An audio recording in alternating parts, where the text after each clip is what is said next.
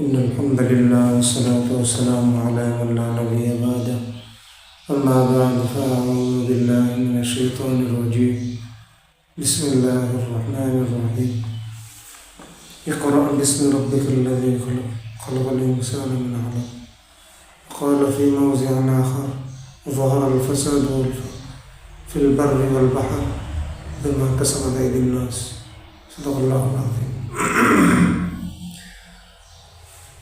আল্লাহ তাআলার দরবারে শুকরিয়া। আল্লাহ রাব্বুল আলামিন আমাদেরকে সুস্থতার সাথে আর একটা ভিডিও নিয়ে উপস্থিত হওয়ার তৌফিক দান করছেন। আজকের আলোচ্য বিষয়ের নাম হলো সংকট ব্যবস্থাপনা ও ইমার্জেন্সি হ্যান্ডেলিং। আমি কীভাবে বলবো এ ব্যাপারে মাদ্রাসা বা শিক্ষা প্রতিষ্ঠানের যে প্রশাসক পরিষদ আছে, আবার শিক্ষক যারা আছে তাদেরও, আবার অভিভাবক যারা আছে তাদেরও সচেতন থাকা চাই। অভিভাবক এরকম হলে হবে না যে শিক্ষা প্রতিষ্ঠানে কোনো একটা দুর্ঘটনা ঘটলো এই জন্য শিক্ষকদের উপর দায়ভার চাপিয়ে দেওয়া যাবে না। শিক্ষকদের উপর দায়ভার চাপিয়ে দিয়ে শিক্ষকদের দোষী করা, এটা করা যাবে না, এটা করা চলবে না। বুঝতে হবে, জানতে হবে, শেয়ার করতে হবে। বিপদ আপদ মানুষকে বলে আসে না, বিপদ আপদ যেহেতু মানুষকে বলে আসে না, সেজন্য বিপদ আপদের বিষয়গুলো শিক্ষকদের সাথে সরাসরি শেয়ার করা, এটা আমাদের জন্য জরুরি, অভিভাবকের জন্য জরুরি। কারণ শিক্ষা দেওয়ার ক্ষেত্রে একজন ছাত্রকে, একজন শিক্ষার্থীকে শিক্ষা দেওয়ার ক্ষেত্রে অভিভাবকেরও গুরুত্ব থাকতে হবে, প্রতিষ্ঠানেরও থাকতে হবে। শুধু একপাক্ষিক নয় যে শুধু প্রতিষ্ঠানে শিক্ষা দেবে এরকম নয়, অভিভাবকেরও গুরুত্ব থাকতে হবে। কোনো সমস্যা হলেও অভিভাবকেরও সমস্যার সমাধানের জন্য মনোবল তৈরি থাকতে হবে। কোনো একটা সমস্যা হয়ে যেতেই পারে, এজন্য সহযোগিতার মনোভাব অভিভাবকের মধ্যেও থাকা উচিত। কারণ একটা শিক্ষা প্রতিষ্ঠান শুধুমাত্র পাঠদানের স্থান নয়, একটা প্রাণবন্ত, সুরক্ষিত ও সুসংগঠিত স্থান, পরিবেশ। কিন্তু বিভিন্ন পরিস্থিতিতে বিভিন্ন সময়ে প্রাকৃতিক দুর্যোগ, অগ্নিকাণ্ড, ভূমিকম্প বা দুর্ঘটনা, হঠাৎ অসুস্থতা, এটা হয়ে যেতেই পারে, দেখা দিতেই পারে। এজন্য এ সময় শিক্ষক এবং প্রতিষ্ঠানের জন্য দ্রুত ব্যবস্থা নেওয়া, সঠিক ব্যবস্থা নেওয়া এবং মানবিক পদক্ষেপ নেওয়া শিক্ষার্থীদের জানমাল নিরাপত্তা দিতে পারে, রক্ষা করতে পারে। এটা তো শিক্ষকদের জন্য এটা প্রাথমিক পর্যায়ে এটা একটা পদক্ষেপ থাকবে। এখানে সংকট তৈরি হওয়ার কিছু চিত্র, বিভিন্ন রকমের সংকট হইতে পারে। এক নম্বর হইতে পারে প্রাকৃতিক দুর্যোগ। প্রাকৃতিক দুর্যোগের মধ্যে ভূমিকম্প, বন্যা, ঘূর্ণিঝড়, বজ্রপাত, এগুলো কাউকে বলে আসবে না। ভূমিকম্প কাউকে বলে আসবে না, বন্যাও কাউকে বলে আসে না। অনেক সময় বন্যা হয়, দেখা যায় যে মাত্রা অতিরিক্ত বন্যা হয়ে ক্ষতিগ্রস্ত হয়।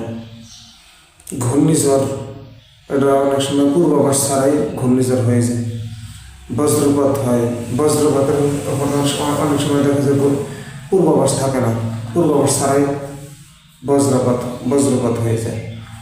অগ্নিকাণ্ড, এটা শর্ট সার্কিটের কারণে, শিক্ষা প্রতিষ্ঠানের শর্ট সার্কিটের দুর্বলতার কারণে, রান্নাঘরে আগুনের কারণে অথবা গ্যাস সিলিন্ডার বিস্ফোরণের কারণে হয়ে থাকে।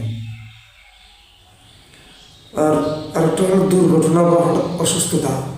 এটা সিঁড়ি থেকে পড়ে যাওয়ার কারণে, শিক্ষার্থী সিঁড়ি থেকে পড়ে গেছে, অথবা অ্যাজমা অ্যাটাক, অথবা খিঁচুনি, বা কোনো ছাত্র এরকম থাকতে পারে, শিক্ষার্থী এরকম থাকতে পারে যে মৃগী রোগ আছে, এরকম থাকতে পারে। থাকার কারণে হঠাৎ করে মৃগী রোগ জাগ্রত হয়েছে, জাগ্রত হওয়ার কারণে তার সমস্যা শুরু হয়ে গেছে। সামাজিক ও নিরাপত্তাজনিত কোনো সমস্যা হলে অচেনা ব্যক্তির প্রবেশ করা, হঠাৎ করে অচেনা ব্যক্তি প্রবেশ করা, চুরি করার জন্য কোনো চোর প্রবেশ করা, আক্রমণ হওয়া, সন্ত্রাসী আক্রমণ হওয়া, এখানে শিক্ষকের ভূমিকা থাকতে হবে, সংকট ব্যবস্থাপনায় শিক্ষকের ভূমিকা থাকতে হবে কি, যে প্রাথমিক প্রতিক্রিয়া থাকতে হবে হলো আতঙ্কিত না হয়ে শিক্ষার্থীদের শান্ত রাখা। নিজে আতঙ্কিত হওয়া যাবে না, নিজে আতঙ্কিত না হয়ে শিক্ষার্থীদের শান্ত রাখতে হবে। কারণ আমি শিক্ষক নিজে যদি আতঙ্কিত হয়ে যাই, শিক্ষার্থীরাও আরও বেশি আতঙ্কিত হবে। বরং নিজেকে শক্ত রাখতে হবে, শিক্ষার্থীদের শান্ত রাখতে হবে। জরুরি এলাকা খালি রাখা, যেমন করিডোর, স্টেয়ারকেস, এগুলো খালি রাখা, স্টেয়ার কেস খালি রাখা। আহতদের প্রাথমিক চিকিৎসা দেওয়া, কর্তৃপক্ষকে দ্রুত অবহিত করা। আর একটা হলো নিরাপদ স্থানে স্থানান্তর করা। এখানে কর্তৃপক্ষকে বা অভিভাবককে অবগত করা, জানানো। কিন্তু অভিভাবকের মধ্যে আবার যেন অভিভাবকের মধ্যে আবার মনোমানসিকতা থাকতে হবে যে চড়াও হওয়ার মনোভাব যেন না থাকে। অভিভাবকের মধ্যে শেয়ার করার মনোভাব থাকতে হবে। সহজে সাবলীল ভাষায় সুন্দরভাবে এসে ভালোভাবে সুন্দরভাবে ভদ্রতার পরিচয় দিয়ে ভালোভাবে শেয়ার করা, এটা প্রত্যেকটা অভিভাবকের মধ্যে থাকা উচিত। এসে চড়াও হওয়া যাবে না। দুর্ঘটনা হয়ে গেছে এই জন্য শিক্ষকের সাথে চড়াও হওয়া যাবে না। ভালোভাবে শেয়ার করতে হবে, ভালোভাবে শুনতে হবে, সুন্দর ভাষায় শালীন ভাষায় তাদের সাথে শেয়ার করতে হবে কথা। সতর্কতা, এজন্য কিছু সতর্কতা হলো উচ্চ স্বরে ও পরিষ্কারভাবে নির্দেশ দেওয়া। শিশুদের হাত ধরে গাইড করা, বিশেষ করে ছোট ছাত্র যদি হয় তাহলে তাদের হাত ধরে গাইড করা, তাদেরকে সরিয়ে নেওয়া, অনুশীলন অনুযায়ী কাজ করা। আর 3 নম্বর হলো প্রতিষ্ঠানের প্রস্তুতি ও দায়িত্ব। ইমার্জেন্সি প্ল্যান থাকতে হবে, প্রত্যেকটা প্রতিষ্ঠানে ইমার্জেন্সি প্ল্যান থাকা। 2 নম্বর, বছরে অন্তত 2 বার মক ড্রিল বা মহড়া জারি রাখা। আর 3 নম্বর, ইমার্জেন্সি কিট রাখা তথা ঔষধ, কিছু ব্যান্ডেজ, পানির বোতল, মাস্ক, টর্চ ইত্যাদি এগুলো শিক্ষা প্রতিষ্ঠানে রেখে দেওয়া। বিভিন্ন শিক্ষা প্রতিষ্ঠানে এগুলো রাখে, ইমার্জেন্সি কিট এগুলো রাখে, ওষুধ রাখে, ব্যান্ডেজ রাখে, পানির বোতল, এগুলো অনেক প্রতিষ্ঠানে আছে, আবার অনেক প্রতিষ্ঠানে নাই, এগুলোর ব্যবস্থা রাখা। অগ্নি নির্বাপক যন্ত্র স্থাপন করা ও নিয়মিত পরীক্ষা করা। বিভিন্ন প্রতিষ্ঠানে দেখলে দেখা যায় বিভিন্ন প্রতিষ্ঠানে এগুলো লাগানো হয়েছে। গ্রামের প্রতিষ্ঠান হোক বা শহরের প্রতিষ্ঠানে, বড় বড় প্রতিষ্ঠানে এগুলো লাগানো হয়। অগ্নি নির্বাপক যন্ত্র এগুলো স্থাপন করা হয়েছে, নিয়মিত পরীক্ষার কাজ চলে।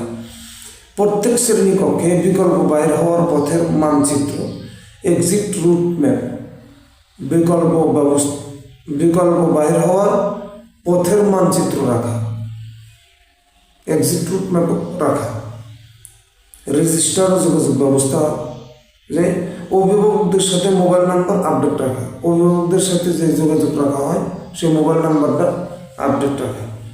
নিকটস্থ হাসপাতাল বা ফায়ার সার্ভিস, থানার নাম্বার সহজপ্রাপ্য স্থানে রাখা, যাতে করে কোনো দুর্ঘটনা হইলে কোনো ফায়ার সার্ভিসে ফোন করা যায় বা কোনো থানায় ফোন করা যায় বা কোনো হাসপাতালে ফোন করা যায়। শিক্ষক ও কর্মচারীদের ফোনে ইমার্জেন্সি কন্ট্যাক্ট সেট থাকতে হবে। শিক্ষকদের ফোনে থাকতে হবে, কর্মচারীদের ফোনে ইমার্জেন্সি কন্ট্যাক্ট সেট থাকা। জরুরি পরিস্থিতির প্রতিক্রিয়া কৌশল, ভূমিকম্পের সময় মাথা ঢেকে টেবিল বা ডেস্কের নিচে আশ্রয় নেওয়া, ভবন কাঁপা বন্ধ না হওয়া পর্যন্ত ভিতরে থাকা, দ্রুত খোলা জায়গায় সরিয়ে নেওয়া।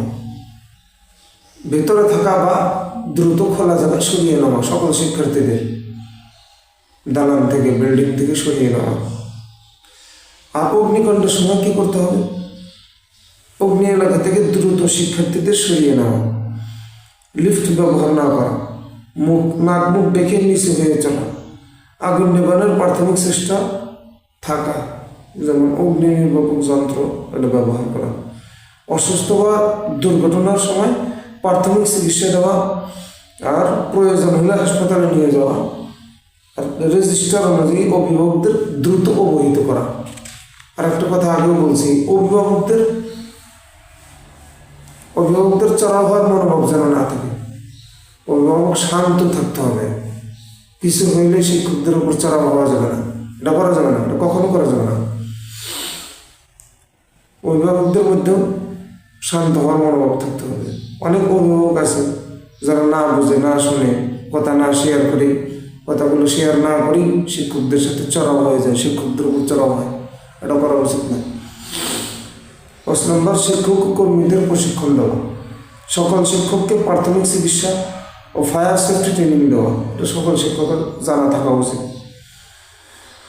সংকটকালীন দলে দায়িত্ব বন্টন, যেমন একজন ফায়ার কোঅর্ডিনেটর, একজন মেডিকেল রেসপন্সার, এভাবে দায়িত্ব বন্টন করে দেওয়া।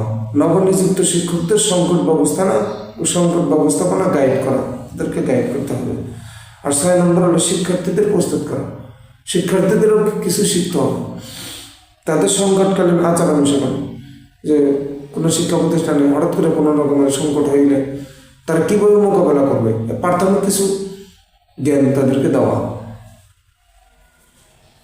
এই জন্য কিছু প্রয়োজন হলে কিছু ভিডিও করানো, বা যদি কোনো অভিনয় করার প্রয়োজন হয় অভিনয়ের মাধ্যমে ছাত্রদের শেখানো, রোল প্লের মাধ্যমে ছাত্রদেরকে শিখিয়ে দেওয়া। ভয় না পেয়ে শিক্ষকের নির্দেশ মেনে চলার চর্চা করা।